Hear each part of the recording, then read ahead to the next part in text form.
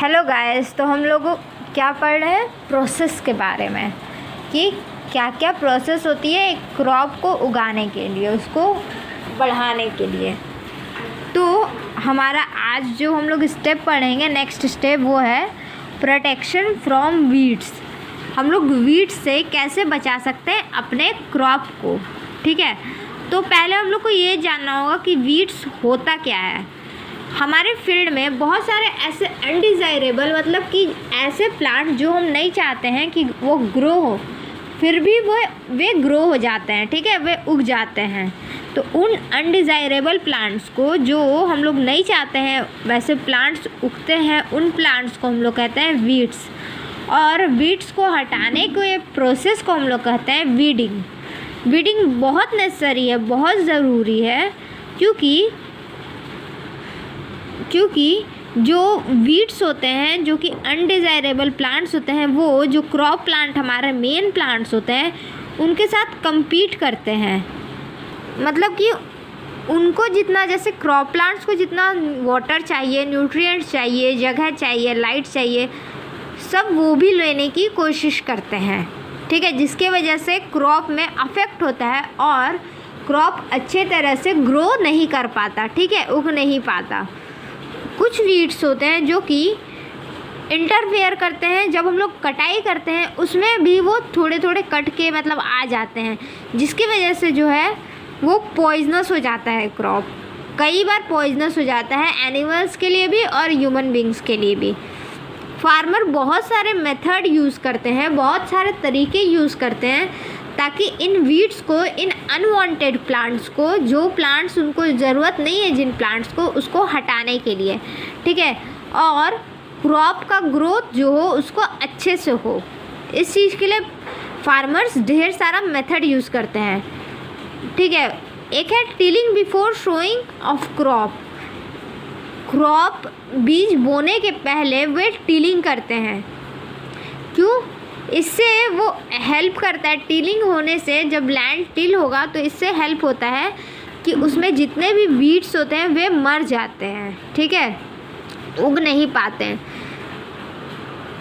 वे क्या होते हैं कि सूख जाते हैं, अंदर ही अंदर वो सूख जाते हैं और सॉइल के साथ मिक्स हो जाते हैं, जिसकी वजह से वे उग नहीं पाते हैं, ठीक है। और रिमूवल करने का सबसे अच्छा टाइम है कि जब वे फूल देने वाले हो उसके पहले उनको हटा दिया जाए, ठीक है। तो अब रिमूवल होता कैसे है? खुरपी से होता है। सिकल आप लोग जानते हैं, वो इस शेप का होता है, यहाँ पर डायग्राम दिया हुआ है सिकल का, जो खुरपी कहते हैं। इससे होता है वीड्स का रिमूवल, ठीक है।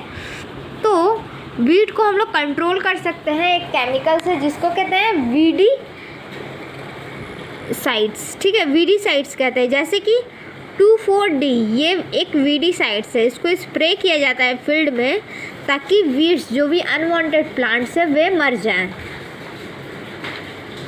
They do not damage the crops. और ये जो वीडी साइड्स जब हम लोग प्लांट्स में डालते हैं तो वो क्रॉप्स को कोई हानि नहीं पहुंचाता, मतलब कि जितने भी बीज हैं उनको कोई तकलीफ़ नहीं देता, सिर्फ वीड्स को मारता है। जो वीडी साइड है वो पानी में घोल के डाला जाता है प्लांट्स में, ठीक है। और वीडीसाइड्स को डालने के लिए बहुत ध्यान से वो लोग डालते हैं, अपने नाक को, नोज़ को कवर कर लेते हैं, तब वे वीडीसाइड्स को स्प्रे करते हैं। कब करते हैं? जब फ्लावरिंग होने वाला होता है, फ्लावर्स निकलने वाले होते हैं, उसके पहले। उसके बाद नेक्स्ट प्रोसेस है हार्वेस्टिंग। हार्वेस्टिंग मतलब फसल को काटना, ठीक है। तो हार्वेस्टिंग सबसे ज़्यादा ज़रूरी है, क्योंकि सारे चीज़ क्रॉप अब ग्रो हो गया तो वो उनको अगर हम लोग काटेंगे नहीं तो यूज़ कैसे होगा। इसीलिए जब क्रॉप कटता है, जब वो बड़ा हो जाता है, उसके बाद क्रॉप कटता है और उस प्रोसेस को कहते हैं हार्वेस्टिंग, ठीक है। और ये जो प्रोसेस है ये 3 से 4 मंथ लेता है। हार्वेस्टिंग इन आवर कंट्री, हमारे कंट्री में जो हार्वेस्टिंग होता है वो सिकल से होता है, ठीक है, या एक मशीन से होता है जिसका नाम है harvester. In the harvested crop the grain seeds need to be separated. Harvested crop में क्या होता है कि जो ग्रेन सीड्स होते हैं, जो बीज होते हैं, उनको अलग किया जाता है शैप से, ठीक है। और इस प्रोसेस को कहते हैं थ्रेशिंग। जब शैफ से वीट सीड्स को अलग किया जाता है, ग्रेन्स को अलग किया जाता है, मतलब कि जो दाने होते हैं उनको अलग किया जाता है, उसको कहते हैं थ्रेशिंग। और ये जो होता है ये एक मशीन के थ्रू होता है जिसमें हार्वेस्टर और थ्रेशर एक साथ होता है।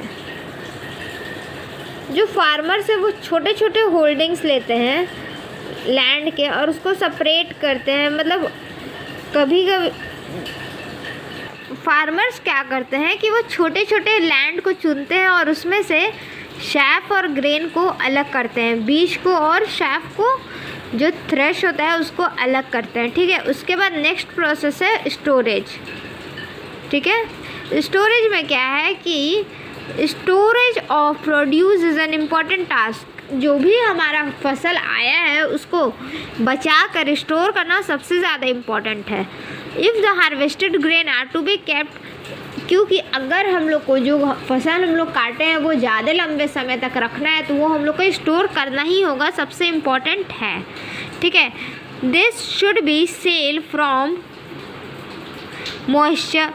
ये सब को हम लोग को सेफ रखना है, मतलब कि बचा के रखना है पानी से, कीड़े मकोड़ों से, छोटे छोटे ऑर्गेनिज्म से, चूहों से, ये सब से हम लोग को बचा के रखना है। जो हार्वेस्टेड ग्रेन्स होता है वो उनमें ज़्यादा मॉइस्चर होता है। ठीक है, if freshly harvested grains are stored without drying they may get spoiled.